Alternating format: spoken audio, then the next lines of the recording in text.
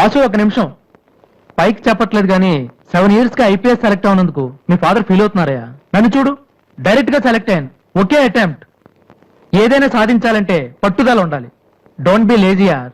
ఇప్పుడు కష్టపడ్డావు అనుకో, తర్వాత సుఖపడతావు. ఇప్పుడు సుఖపడ్డావు అనుకో, తర్వాత కష్టపడతావు. ఇలా తిరిగేస్తే పని అవదు వాసు.